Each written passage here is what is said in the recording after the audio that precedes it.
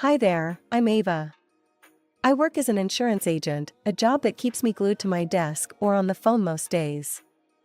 I live in a cozy house that my grandma left me when she passed. It's a bit old-fashioned but filled with memories and comfort. My life's pretty routine: work, home, a bit of gardening, and then some more work. Dating? Who's got the time? After another long day filled with claims and paperwork, the loneliness of the big, quiet house really hit me. That's when I thought, why not try online dating? I took a couple of decent pics in front of the house and some from my trips to Europe last summer, slapped them up on a dating site, and hoped for the best. Barely had I refreshed the page when a message popped up. It was from Ethan. His profile showed a guy with a confident smile, standing in a garage full of cars. The caption said he ran his own car repair shop. Just my type, a guy who knew how to handle tools. We hit it off right from our first chat. Ethan was straightforward, no airs about him. He said, "Hey Ava, I see you've been to Italy. Got any good travel stories?" I laughed, typing back quickly. If getting lost in Venice and ending up on a private gondola counts, then yeah, loads. "Sounds like my kind of adventure," he replied. And just like that, we kept messaging back and forth. He had a sense of humor that made even a bad day good. Our first date was at a local diner. Nothing fancy, just good burgers and fries. When I saw him waiting outside, leaning against his beat-up truck, he waved and grinned. It was easy to smile back. The conversation flowed as smoothly as the milkshakes we ordered. Ethan was all about his shop and the cars, and I shared tales from the insurance battlefield. But when he talked about his family, his tone changed a bit. "I owe a lot to my mom, you know? She raised me by herself." I didn't think much of it then.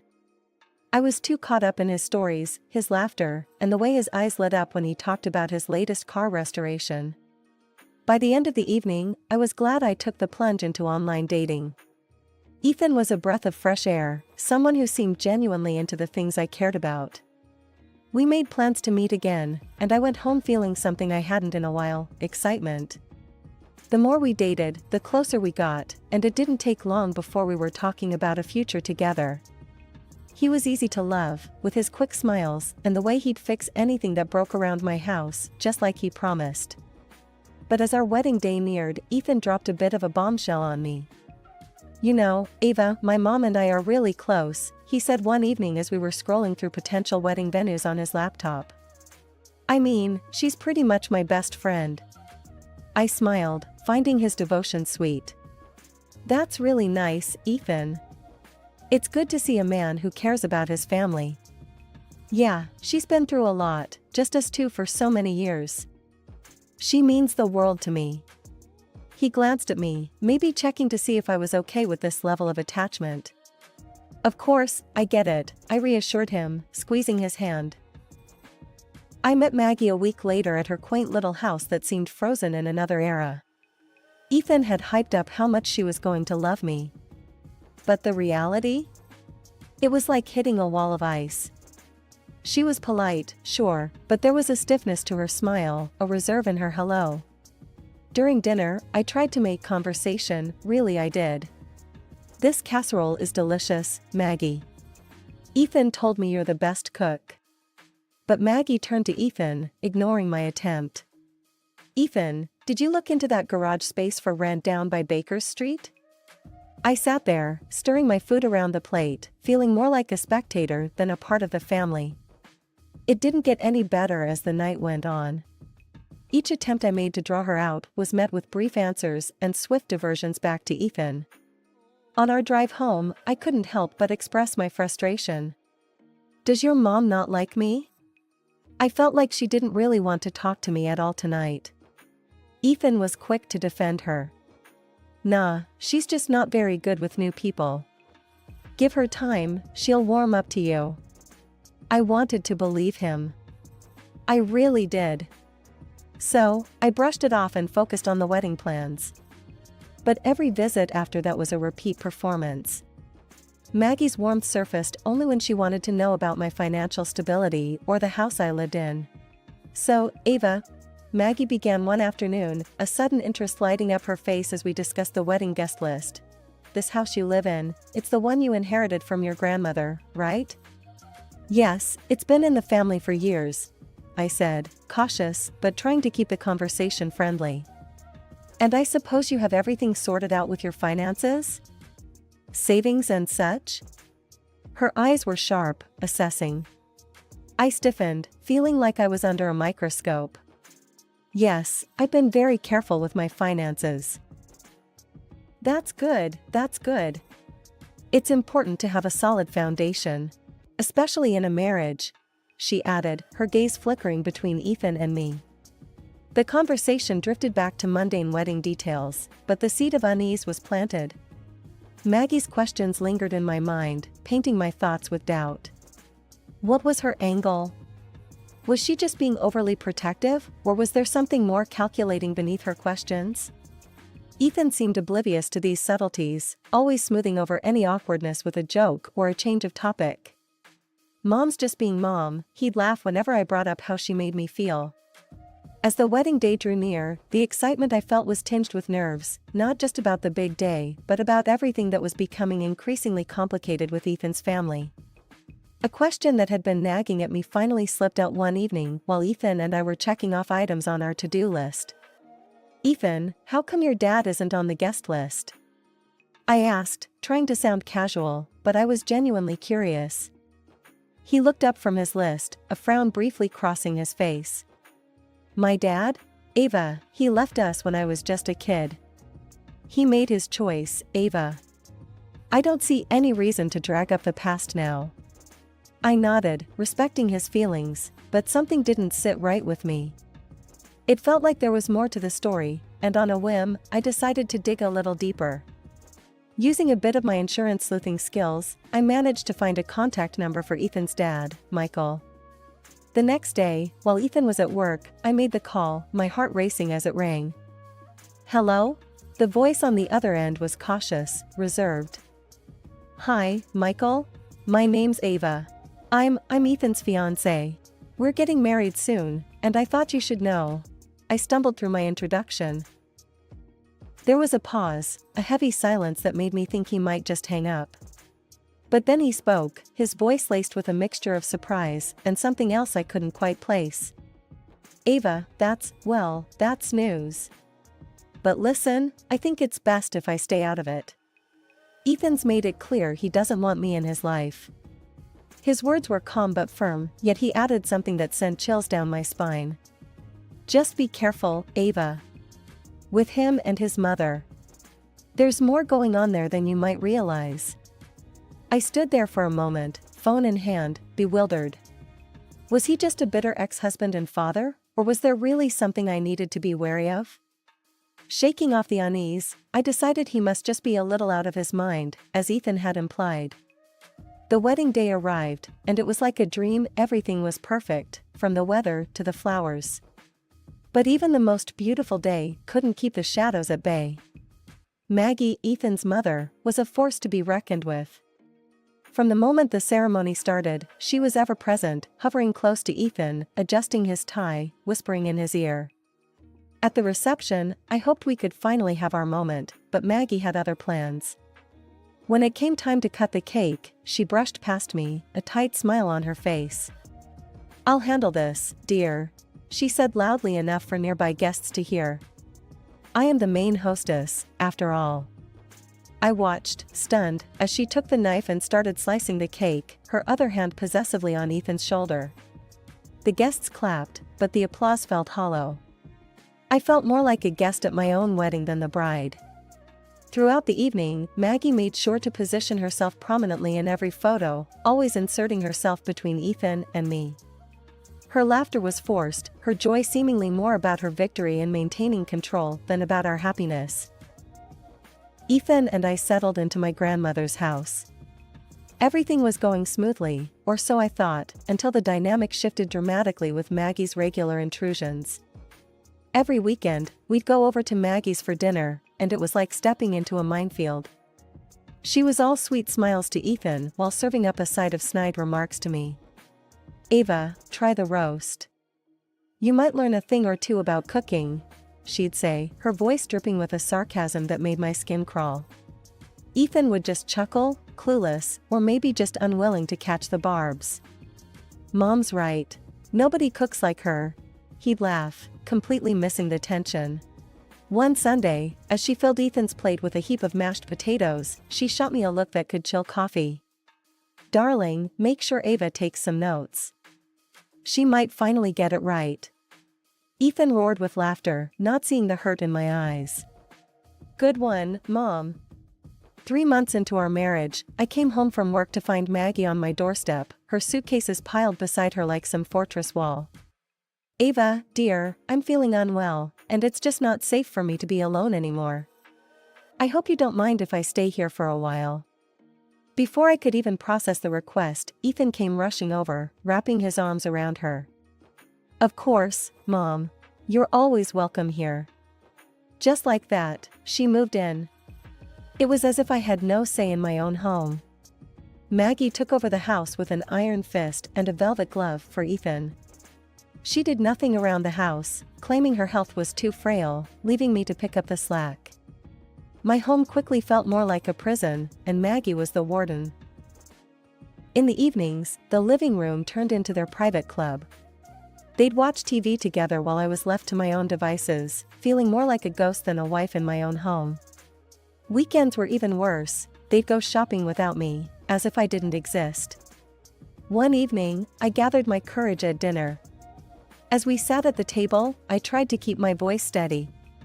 Maggie, do you have any idea when you might be feeling better? To maybe go back home? The room fell deathly silent. Ethan's fork clattered to his plate as he stared at me, his face contorting in anger. Are you trying to kick my mom out? He exploded, his voice filling the room with a cold fury I hadn't seen before. No, Ethan, that's not what I meant. I was just asking because. But he didn't let me finish. He stormed off to his room, slamming the door behind him.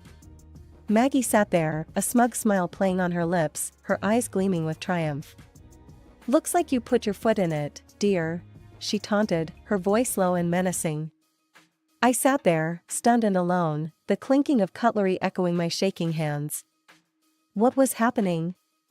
How had my life turned into this nightmare? One morning, I was pulling out my favorite blouse for work when I noticed it looked off.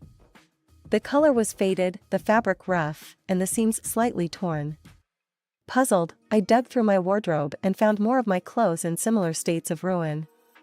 That's odd, I muttered to myself, examining a particularly discolored sweater. Maggie, who was always buzzing around, chimed in with a too-sweet tone. Oh, dear, that's my fault. I mixed up the laundry last week, must have used the wrong detergent. You know how it is, these things happen. Her words dripped with faux concern, but the glint in her eyes said otherwise. It was clear, this was no accident. This was on purpose. And sure enough, none of Ethan's clothes showed any signs of damage. When I confronted Ethan about it later that day, his reaction was dismissive at best. You know how Mom is. She's getting older, mistakes happen. Looks like you're not taking good enough care of your stuff, Ava. His words stung, and I felt a cold realization settling in. I was alone in this. As days turned into weeks, more of my things started to mysteriously deteriorate. My favorite lipstick found smashed, my skincare creams diluted, Maggie's tactics grew bolder. The strain was unbearable, and one evening, I couldn't hold it in any longer. Ethan, this can't be a coincidence anymore. Your mother, she's doing this on purpose. She's ruining my things. I exclaimed, my voice tinged with desperation. He looked at me, his expression unreadable. Then, after a moment, he sighed. Look, Ava, maybe you need a break from all this stress. Hey, I know, I've got just the thing. I got us a gift, a weekend trip, a mountain hike. It'll be good for you. My heart lifted at the idea. Really? Just the two of us? That sounds wonderful, Ethan. His face shifted uncomfortably. Well, actually, I was thinking, it could be a great chance for you and Mom to patch things up. She's excited about the trip too. My heart sank. You want me to go hiking with your mother? After everything? It's either that or you don't really care about making our family work, he shot back, a harsh edge to his voice that I hadn't heard before. I was trapped. So, I agreed, defeated and utterly drained. When I told Maggie, her response was unnervingly cheerful. That sounds lovely, dear. We'll have such a good time. She beamed, her satisfaction evident. That night, as I packed my backpack, the weight of what lay ahead felt heavier than any mountain gear. The thought of spending days in the wilderness with Maggie was daunting. The morning of the hike was crisp and cool, the air fresh with the scent of pine and earth. As we set out with our group, Maggie seemed unusually pleasant, chatting with other hikers and even sharing jokes. For the first few hours, everything went smoothly. The scenery was breathtaking, with vast landscapes stretching out under a brilliant blue sky. Maggie kept pace and didn't complain, which eased some of my tension. Maybe, just maybe, this could be a new beginning for us. However, as the terrain became more challenging, Maggie began to slow down, her breaths turning heavy. Ava, darling, I need to rest for a bit. Go on, I'll catch up. She gasped, stopping to lean against a boulder. I'll stay with you for a bit. We can go slow, I said, settling next to her. After a short rest, we attempted to catch up with the group, but Maggie's pace was slow, and it wasn't long before we were alone. The sounds of our companions faded into the distance. How far do you think they've gone? Maggie asked, her voice tinged with worry. Please check from that rock over there. You might get a better view. As I climbed the rock, focused on locating our group, I felt a sudden, sharp shove from behind. My feet lost their grip, and I tumbled forward, the ground rushing up to meet me as I blacked out. When I regained consciousness, the pain hit me like a wave. My arms were scraped and bruised, throbbing with each heartbeat. Worse, my leg was twisted at an odd angle, pain flaring with even the slightest movement. Panic set in as I realized Maggie was gone, along with my backpack that had my phone, water, and food. Maggie! I screamed, hoping she was nearby, that this was some terrible mistake. But there was no answer, just the rustle of leaves and the distant call of a bird. As dusk approached, I knew I couldn't stay on the ground, the risk of wild animals was too real. Wincing with every movement, I managed to pull myself onto a large rock, where I spent a chilling, miserable night, shivering and waiting for dawn. At first light, I forced myself off the rock, pain shooting through my leg. I had to find our trail, had to get back to where the bus would meet us. Every step was agony, but the thought of being left behind drove me forward. Hours passed, each one a test of my will. Finally, I heard voices. A group of hikers appeared like a mirage through my tears of pain and relief. Help, please, I need help, I cried out, my voice hoarse. They didn't waste time with more questions. One of them radioed for help while the others made me as comfortable as they could. Eventually, rescue services arrived, and I was transported to a hospital, the pain a constant companion. I woke up to the sterile whiteness of the hospital room, the beeping of machines punctuating the silence. My injuries ached, but the pain was dulled by relief. I was alive, rescued, and far from the perilous cold of the mountain. Tears of happiness rolled down my cheeks, not just from the pain, but from the sheer joy of survival. With trembling fingers, I reached for the phone on the bedside table. My first call was to Ethan. My heart pounded as I dialed the number from memory, rehearsing the words in my mind. He needed to know the truth about his mother, about what happened. Ethan, it's me, I started, my voice quivering. I need to tell you something important. Your mom, she pushed me off a rock and left me there. His response came fast and fierce, a torrent of anger that I hadn't anticipated. You're lying, he yelled into the phone. My mom told me everything. She said you abandoned her up there and faked your injuries. How could you accuse her of such a thing? I'm not lying, Ethan. It's the truth. She left me there alone. My plea cracked with emotion. You're just trying to tear us apart. I can't believe you'd stoop this low. You know what? I don't want to see you. I want a divorce." His words were like daggers, and before I could respond, he hung up. Stunned, I lay back against the pillows. His words echoed in my mind, a harsh reminder of the tangled web I was caught in. As I processed the shock, a thought surfaced, the warnings from Ethan's father, Michael. Maybe he would understand, maybe he could help. I found his number and dialed with shaky hands. "Michael, it's Ava. I need to talk to you, it's urgent," I said as soon as he answered. He was at the hospital within the hour, his expression grave. We sat in the small, cramped space of the hospital room, and I told him everything. Michael listened intently, his brow furrowed in concern. When I finished, he sighed deeply. "I've always known she was too attached to Ethan, but this is something else. She once tried to harm me too, did something to my car brakes. Wanted Ethan to have everything. Why didn't you go to the police?" I asked, my voice barely above a whisper. "I had no proof, just suspicions. Nothing concrete enough to take to the authorities," he explained, his voice heavy with regret. "We need to do something, Michael. We can't let her get away with this," I insisted, the resolve hardening in my voice. That night, lying in the dim glow of the hospital room, I called my mother. It took some persuasion, but she agreed to play a part in the plan we were forming. "Mom, just casually mention to Ethan that I'm dying. Say the injuries were worse than they thought," I instructed her, my voice low.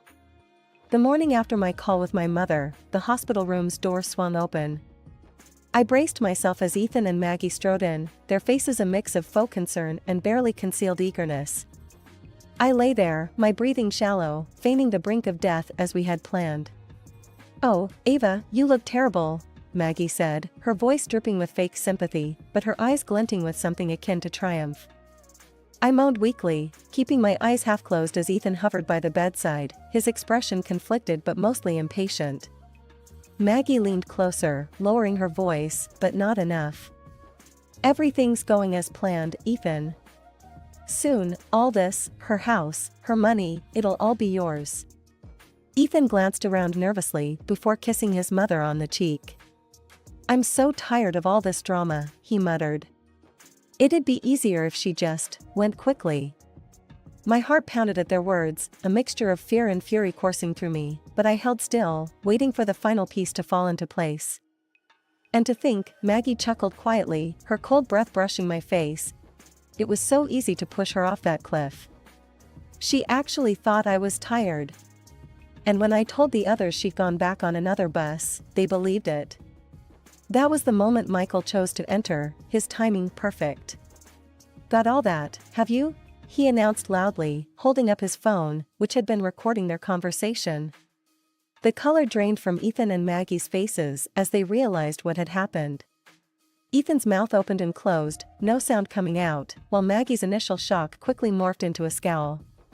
She made a move as if to snatch the phone, but Michael stepped back, blocking her path. "The police are on their way," Michael stated firmly. I sat up then, throwing off the guise of weakness. "And here's something else for you," I said, holding out the divorce papers to Ethan. His shock turned to horror as he took the documents, his hands shaking. "You'll pay for everything. All of it," I said, my voice stronger than I felt. Ethan turned to his father, desperation in his voice. "You can't let them lock me up, Dad. You'd have no one left." Michael's expression was one of utter disdain. "Actually, I will have someone. Ava's pregnant. And I will make sure my grandchild and Ava have everything they need." The revelation hit everyone like a bolt. Ethan staggered as if struck, his face ashen, while Maggie's eyes widened in disbelief. Before more could be said, the police arrived. They listened briefly to Michael's explanation, checked his recording, and then handcuffed Ethan and Maggie. As they were led away, the reality of their situation finally seemed to dawn on them. In the months that followed, the trial was swift. The evidence was undeniable, and both Ethan and his mother were sentenced to significant terms. The house became peaceful again, and with Michael's support, I prepared for the new life I was about to bring into the world. When my son was born, it was with a sense of relief and renewal. Michael was there, beaming, as he held his grandson for the first time. "He's going to have a good life," he promised, and I believed him.